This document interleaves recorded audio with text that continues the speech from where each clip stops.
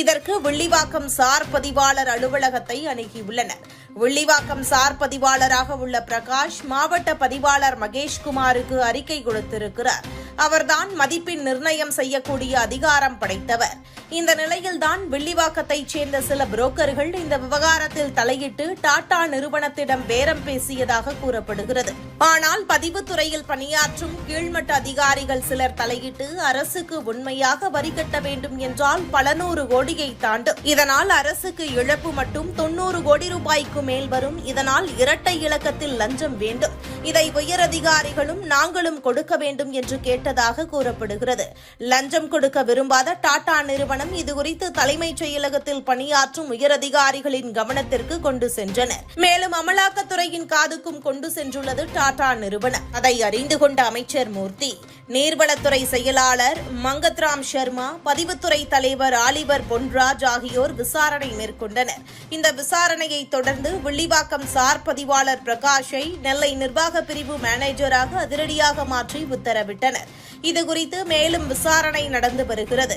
இந்த விவகாரத்தில் சில அதிகாரிகளுக்கு தொடர்பு இருப்பது தெரியவந்திருப்பதால் அவர்களையும் மாற்ற அமைச்சர் மூர்த்தி அவசரமாக உத்தரவிட்டிருக்கிறார். பதிவுத்துறையில் உள்ள அதிகாரி ஒவ்வொரு முறை தவறு செய்து மாட்டும் போதெல்லாம் போலீசில் எஸ்பியாக பணியாற்றும் அதிகாரிதான் காப்பாற்றி வந்திருக்கிறாரா? ஆனால் இந்த முறை அவர் காப்பாற்ற முயன்றால் அவருக்கும் சேர்த்து சிக்கல் வரும் என்பதால் சைலண்டாக இருக்கிறாரா?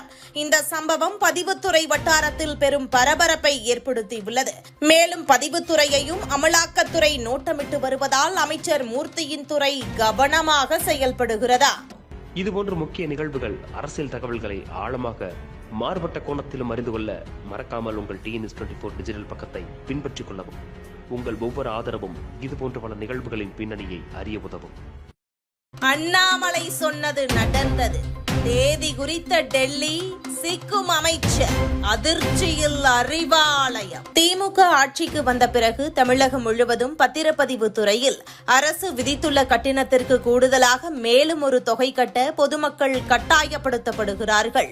பத்திரப்பதிவுத்துறை அமைச்சர் மூர்த்திக்கு செல்லும் இந்த மூர்த்தி கட்டண தொகையை வசூலிக்க தமிழகம் முழுவதும் புரோக்கர்களை அமைச்சர் நியமித்திருக்கிறார். தங்கள் கடின உழைப்பில் வீடு, நிலம் வாங்க விரும்பும் பொதுமக்கள் இந்த கூடுதல் கட்டணத்தை கட்டினால்தான் பத்திரப்பதிவே நடக்கும் என்ற நிலையில் தமிழகம் இருக்கிறது என அண்ணாமலை கூறியிருந்த நிலையில் தற்போது பத்திரப்பதிவு துறையில் பெரும் பூகம்பம் வெடித்திருக்கிறது. திருப்பரங்குன்றத்தில் கடவுளின் பெயரை கொண்ட புரோக்கர் ஒருவர் இருக்கிறார். அவரிடம் பணத்தை கட்டினால் போதும் பத்திரப்பதிவு துறை மாலையிலேயே பதிவு செய்து தந்துவிடும் என அண்ணாமலை கூறியிருந்த நிலையில் அந்த புரோக்கரை குறிவைத்திருக்கிறது அமலாக்கத்துறை.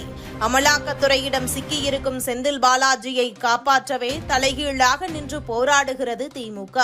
இந்த நிலையில் அடுத்த இலாக்கா பத்திரப்பதிவுத்துறை அமைச்சர் மூர்த்தியை அமலாக்கத்துறையின் கழுகு கண்கள் குறிவைத்திருப்பதாக சொல்கிறார்கள். மூர்த்தியின் வரவு செலவு விவகாரங்களை துருவி எடுக்க 15 பேர் கொண்ட அமலாக்கத்துறை அதிகாரிகளின் டீம் ஒன்று கடந்த 2 வாரங்களாக மதுரையை வட்டமடித்துக் கொண்டிருக்கிறது. இவர்களுக்கு துணையாக ஐபி அதிகாரிகள் சிலரும் துப்பு கொடுக்கும் சேவையில் இறங்கி இருக்கிறார்களா? செந்தில் பாலாஜி அலை அடங்கியதும் அடுத்த அட்டாக் மூர்த்தியாகவும் இருக்கலாம் என்றும் கொளுத்தி போடுகிறார்கள் அமலாக்கத்துறை அதிகாரிகள்.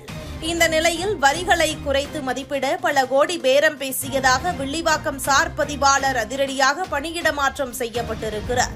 இந்த செய்தி மிகப்பெரிய அதிர்வலைகளை கிளப்பியுள்ளது. சென்னை அம்பத்தூரில் டாடா நிறுவனத்தின் TCS நிறுவனத்திற்கு சொந்தமான 17.22 ஏக்கர் நிலம் உள்ளது. இந்த நிலத்தை செயற்கை நுண்ணறிவு தரவுகளை வைத்திருக்கும் நிறுவனத்திற்கு 2000 கோடிக்கு மேல் விற்பனை செய்ய முடிவு செய்யப்பட்டிருக்கிறது.